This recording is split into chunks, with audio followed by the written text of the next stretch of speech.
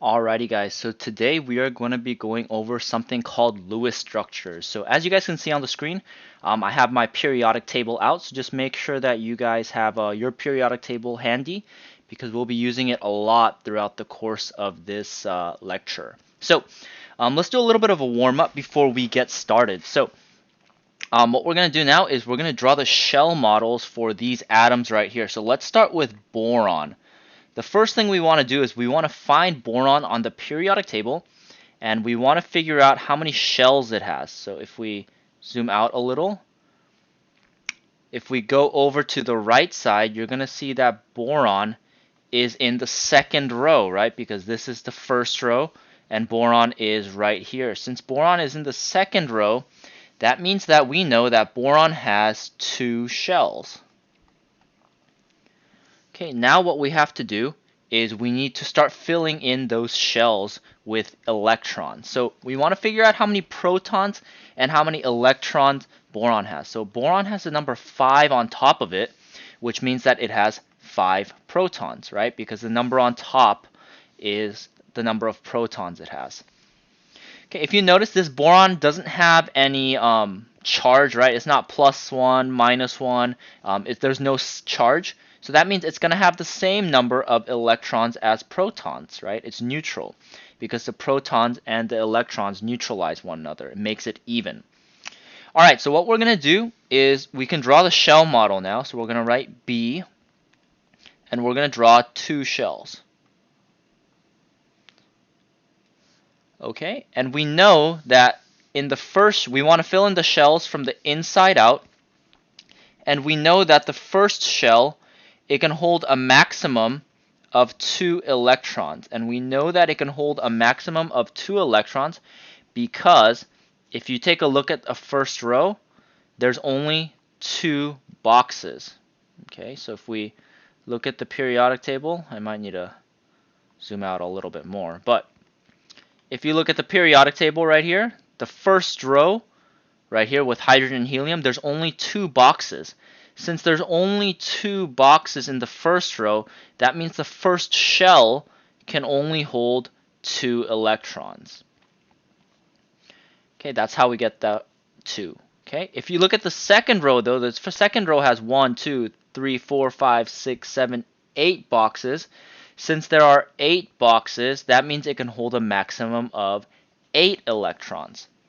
Okay, so the second shell can hold 8 electrons. Okay, so this first shell right here can hold 2. The outside one can hold 8. Okay, so all we need to do now is draw the electrons, and we want to start from the inside out. So in the first shell, we're going to draw 1, 2, and then we're going to go 3, 4, and 5. So something like that. So this is going to be your shell model for boron.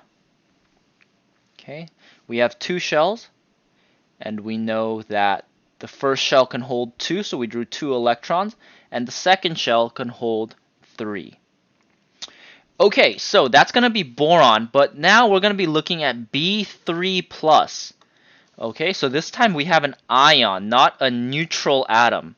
So we're going to go and take a look at B3+. So since it's still B, it's still going to be boron. Okay, since it's still boron, it means it's still going to have 5 protons because the protons tell you what element it is. Okay, but this time we have a charge. We have 3+. Since we have a 3+, that means that we don't have the same number of protons and electrons anymore. So now we have to do a little bit of math. So last time, or actually a couple lectures ago, we learned that the atomic charge is the protons minus the electrons. So we can just plug in the information that we have here into this formula, and that will give us how many electrons we have. Okay, so we know the charge is +3, +3. So the charge is 3. So I'm going to plug in 3 equals, we know boron has 5 protons, so I'm going to plug in 5 minus electrons equals 3. So again, there's a couple ways you can do this, but all we need to do is figure out what number goes here. 5 minus what equals 3. Okay, another way you can do it is just subtract 5 on both sides. If you subtract 5 on this side, you get negative 2 equals negative E.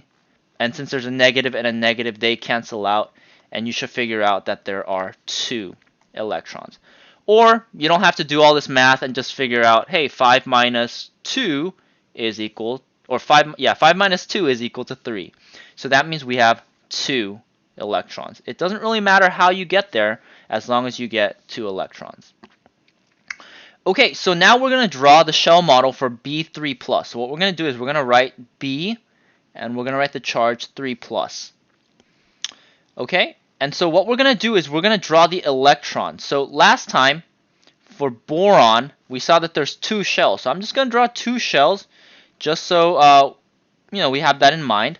And we said we were going to fill in the shells inside out. So we have 2 electrons, and since the first shell can hold 2 electrons max, right, because there's 2 boxes in the first row, we are going to draw the 2 electrons. Okay, but there's a problem now, right? We used both of the electrons. There's only 2 electrons, but we used both of them in the first shell. Okay, what that means is this second shell, it's completely empty. There's no electrons. And if it's completely empty, that means that shell does not exist. Okay, so keep that in mind. If there are no electrons in the shell, it doesn't exist. So that means since we drew both of our electrons, B3+ is going to look like this. There's only going to be one shell with 2 electrons in them. Okay, so hopefully that rings a bell from last time. Next, we're going to draw the shell structure for radium. So we're going to look on the periodic table for radium. I'll give you guys a second to look that up. Just a hint, radium is going to be on the bottom left.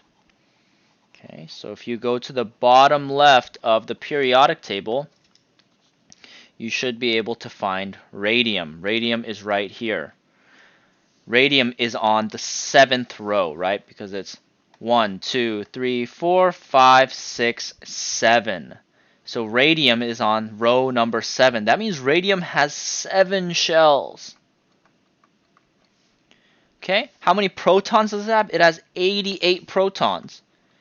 And if you notice, this is neutral, right? There's no positive or negative. That means it's going to have 88 electrons. So that means for this problem, we're going to have to write Ra, the symbol for radium, and we have to draw 7 shells. 2, 3, 4, 5, 6, 7. That's a lot of shells. And we need to fill up those shells with 88 electrons. Fortunately, I'm not going to make you guys do that. I just wanted to bring this up just so you can get an idea of how annoying it could be to draw these bigger atoms. Because if you notice, the further you go down, the more shells there are. And the bigger the numbers get for the electrons. So we don't want to draw these big atoms like this because it's so hard to fit them on one piece of paper. And it's going to be hard on our wrists too when we're writing it. So that's why we're going to be introducing something called Lewis structures. Lewis structures are basically drawing the atoms, but making it a little bit easier for us to draw them out. So here are some of the notes. Let me just go over it with you guys. Okay, so we just figured out, remember our picture of radium, that drawing shell models for bigger atoms is a pain in the butt, right? Because we had to draw all those shells.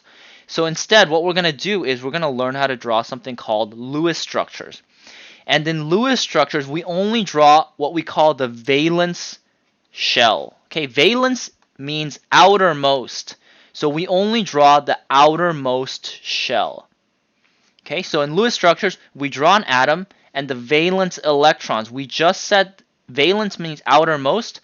So it's the electrons on the outermost shell. Okay, so these electrons go on the outermost shell. Okay, and the reason why we can do this, and it's okay for chemistry reasons, is because the valence electrons, they're the ones that actually do everything.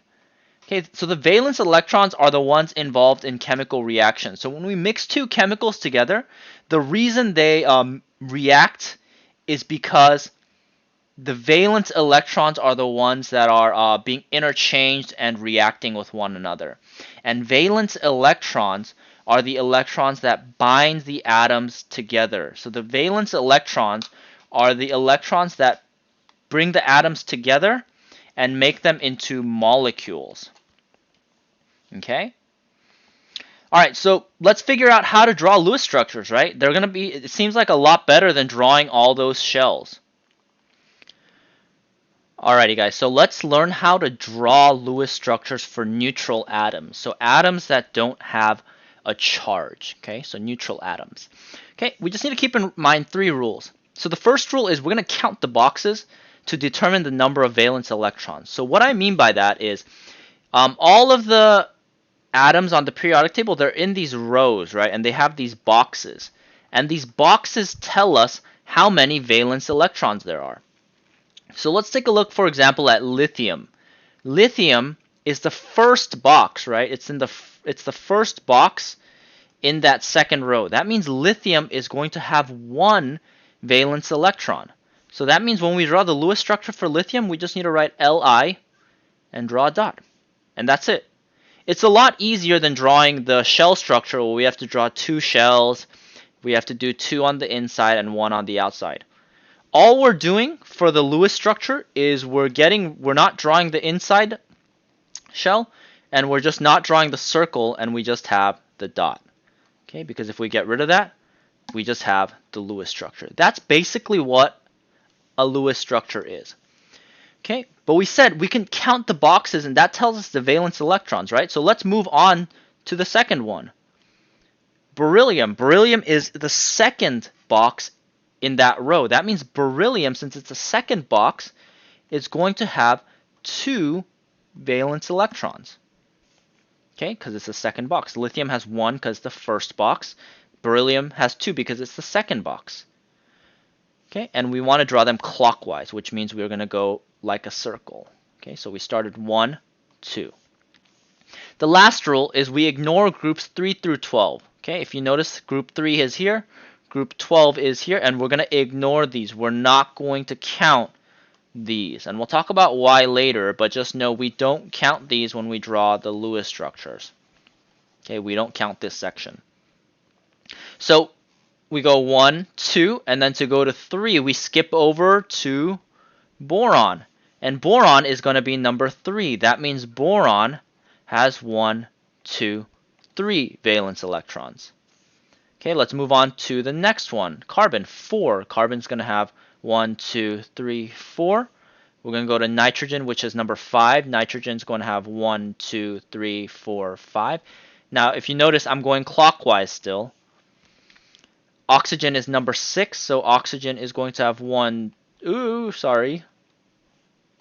I broke my own rule. 1, 2, 3, 4, 5, 6.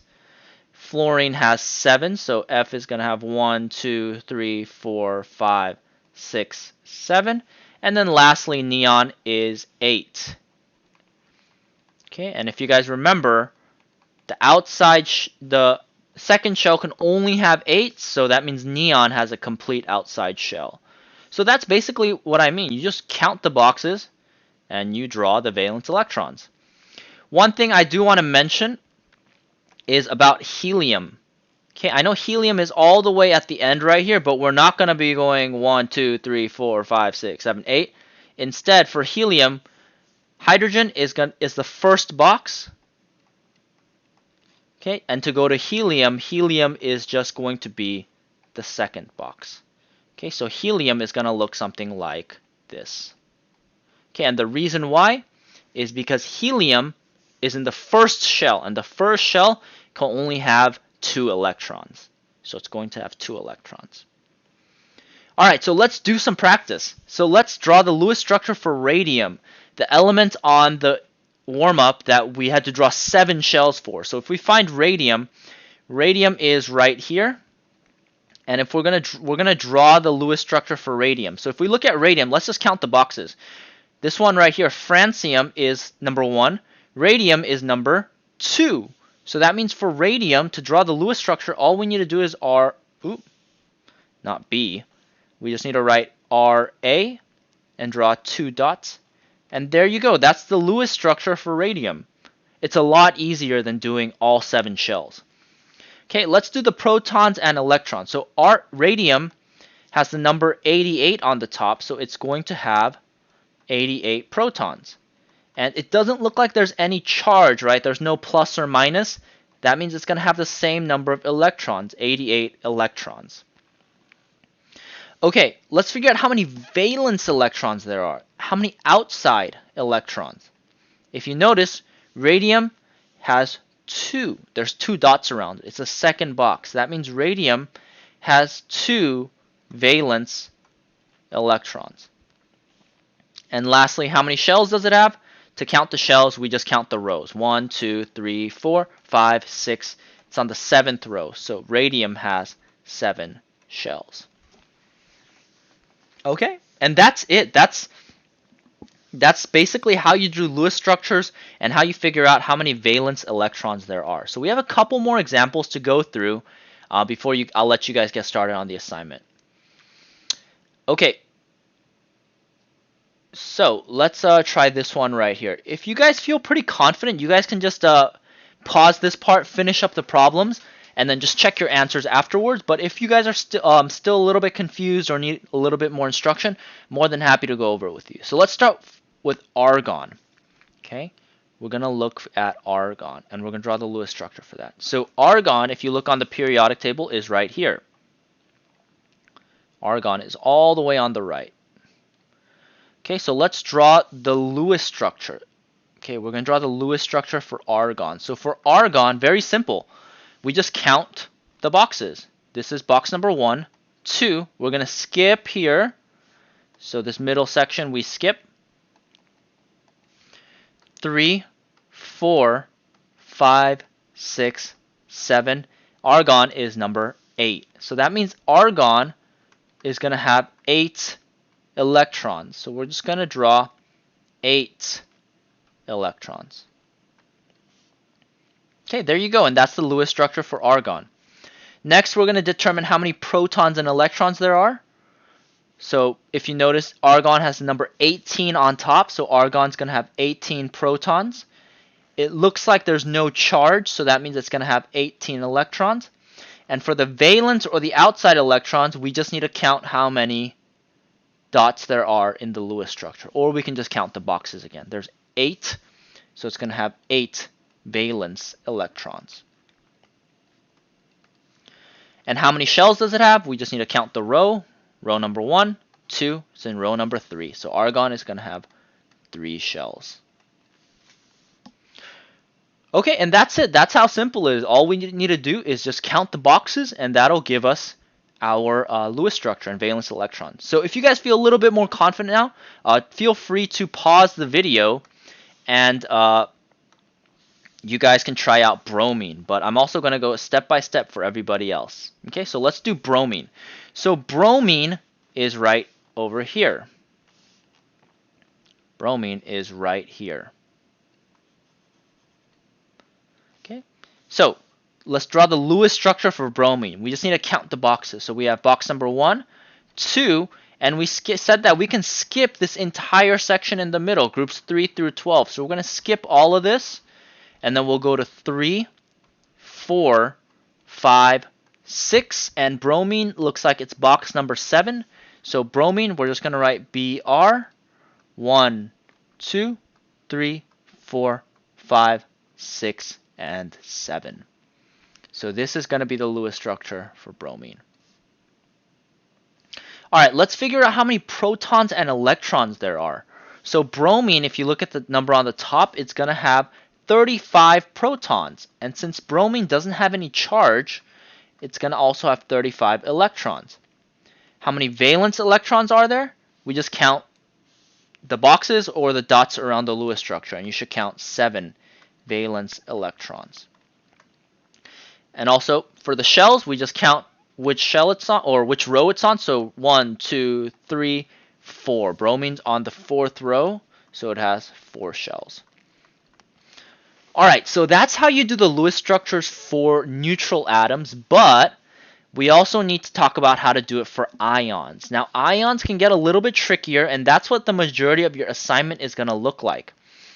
So for your assignment, it's going to look something like this. You're going to have a table, and you got to fill in the protons, the electrons, the valence electrons, how many shells there are, and the Lewis structure. But I'll go through them one by one with you guys so you have a good idea of how to fill this out. So we're going to start with S2 minus.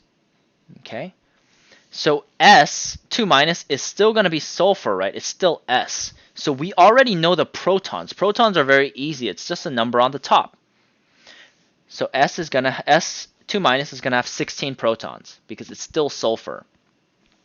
Now for the number of electrons. So we learned before that the charge is going to be equal to the protons minus the electrons. So if the charge is -2, it's -2 equals 16 minus the electrons. So 16 minus what is equal to -2? Okay, so you guys can do the math for that. You can do a little bit of algebra, cancel this out. -16, -2, and minus 16 is going to give you -18. You cancel out the negatives. That means there are 18 electrons. Okay. All right, so let's figure out how to do the electrons, okay? So if you guys notice, we did the protons and the electrons. So let's just kind of think about this. Let's just think about this logically, okay? We have sulfur, right? Let's think about regular sulfur. Regular sulfur is box number 1, 2, 3, 4, 5, 6. That means sulfur is going to normally have 1, 2, 3, 4, 5, 6 valence electrons, right? And this sulfur right here is going to have 16 protons and 16 electrons. Okay, but this time we're talking about S2 minus. And if we're going to do S2 minus, what that means is that we have 16 protons, right? We got it right here. And we have 18 electrons. So if you notice, the difference here is the electrons. And S2 minus has 18, whereas S has 16. So that means we just need to add 2 electrons, and that gives us S2 minus. So if you notice, regular sulfur has 2 on the outside, or 6 on the outside, but that outside shell, it can hold 2 more, right? Because it's in the third row. That third shell can hold 7, 8. So we're just going to add 2 more electrons, and we have the Lewis structure for S2 minus. So S2 minus is just regular S with 2 more valence electrons. Okay, and for the valence electrons, we just count 2, 4, 6, 8. There's 8. How many shells are there? It's in the third row, 1, 2, 3, so it has 3 shells. Okay, so basically when you have ions, all you need to do is add or take away electrons, and that'll help you figure out what the Lewis structure for the ions looks like. It always helps to have the regular element and then figure out what the ion looks like afterwards. Okay, let's try chlorine. If you guys think you could try it on your own, go ahead and do so, but I'm just going to go over it with everybody. So we have Cl. Okay, chlorine is still chlorine. Cl minus is still Cl. So that means it's still going to be this box right here. So we're going to say that it has 17 protons. So I'm going to write 17 because it's chlorine. So that means the number on top of the box is still going to be 17. Okay, the total number of electrons. If you notice Cl minus, right? Let's compare that with regular Cl. Regular Cl has 17 protons and it has 17 electrons. Okay, because the protons and electrons are equal. Okay, but this time we're talking about Cl minus. Okay, and so that means the charge is equal to -1, right? Because negative sign means -1. And we also know that the charge is equal to the protons minus electrons. Okay, so let's just plug it into that formula. The charge is -1, so I'm going to plug in -1 equals Cl has 17 protons minus the electrons. All we're doing is plugging in the information we have into here. And so the question becomes 17 minus what gets you to -1? So you can do minus 17 on both sides. -1 minus 17 is -18. And we know that there's negative electrons, so the negatives will cancel each other out. So how many electrons are there?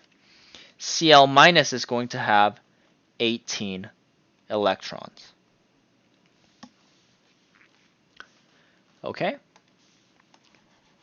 Okay, so Cl minus has 18 electrons. So if you compare that with regular Cl, the only difference is going to be the number of electrons, right? Cl minus just has one more electron compared to Cl. So if we drew regular Cl would be 1, 2, 3, 4, 5, 6, 7. So we're going to have 1, 2, 3, 4, 5, 6, 7. But if Cl minus has just one more electron, we would just need to draw one more. So we'll copy what Cl looks like, and Cl minus would just have one more dot. And there you go. That's going to be Cl minus. So Cl minus is going to have 8 valence electrons. And so the valence electrons is 8. The number of shells, same thing, 1, 2, 3. It's going to have 3 shells. Okay, so that's how you would do it for Cl minus. Alright, so let's try the positive ions now. So for the positive ions, we're going to take a look at K+. K is potassium, and it's right here. Since K is potassium, it's going to have 19 protons. And if we take a look at regular potassium K has 19 protons and 19 electrons. Okay? But we're talking about K+. K+ has a charge of +1, and we know that the charge is protons minus electrons. So if the charge is +1, and we know that K has 19 protons, 19 minus what is going to give you 1? Okay, hopefully you guys can figure out that it's going to be 18. 19 minus 18 equals 1. So that means that K+ is going to have 18 electrons. Okay, so if K+ has 18 electrons, it means that it just has one less electron than K, than regular K. Okay, it has one less electron than K. If we draw the Lewis structure for just K, K is the first box. That means it's just going to have one dot on the Lewis structure. And so if we're getting rid of one electron, when we go from K to K+, we need to have one less. That means we get rid of that dot. But if you get rid of that dot, what's going to happen? There's going to be no dot, right? If I get rid of this dot, K has no dot. And if you guys remember, if there's no dot, there's no shell. If there's no dot, that means there's no electron. If there's no electron, there's no shell. So what that means is K loses that shell. So if we drew a picture of regular K, right? K has 4 shells, right? 1, 2, 3, 4 shells. K has 4 shells. Okay, and we know that the outside shell has 1 electron. Okay, but if we get rid of that 1 electron, that means there's no outside shell. So the new outside shell is going to be the 3rd shell. The 3rd shell becomes the new outside shell. Okay, so the question is, how many electrons are inside this 3rd shell? If you look at the 3rd row, there's 1, 2, 3, 4, 5, 6, 7, 8. That means that this 3rd shell is going to have 8 valence electrons. So that means that K plus, if I get rid of that electron, is going to have 8 valence electrons. So that means K plus looks something like this. K plus is going to have 1, 2, 3, 4, 5, 6, 7, 8. We said earlier there's 18. 8 valence electrons. And if you remember, that outside shell disappeared, so K plus only has 3 shells now. Alright, so hopefully that made sense. It helps if you try to imagine all the other shells there, even when we're not trying to draw them. Okay, we'll do one last example before I get you guys started on your assignment for today. So the last problem, we're going to be looking at Al3+, aluminum 3+. Al is right here, and so since it's aluminum, it's going to have 13 protons. Okay, so let's say we just have a picture of regular aluminum. Aluminum is going to have 13 protons and 13 electrons. Okay, and if we drew a picture of regular aluminum, it would have 1, 2, 3. Sorry, I should go clockwise. 1, 2, 3. Alright, but we're not talking about regular Al, we're talking about Al3+. That means the charge is positive 3, which is protons minus electrons. So for Al3+, we have to subtract.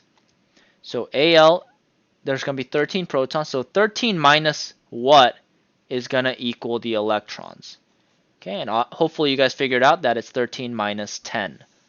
So Al3+ is going to have 10 electrons. So if Al3+ has 13 protons and 10 electrons, that means that we need to get rid of 3 electrons, right? 13 to 10. So what that means is we need to get rid of the outside electrons to get Al3+. But if you noticed again, there's no shell. So that means that Al loses 1, 2, 3 outside electrons. That means that it only has 10 electrons. So the 10 we have right here. So that means Al is going to basically look, Al3+ kind of looks like neon, because it only has 10 electrons.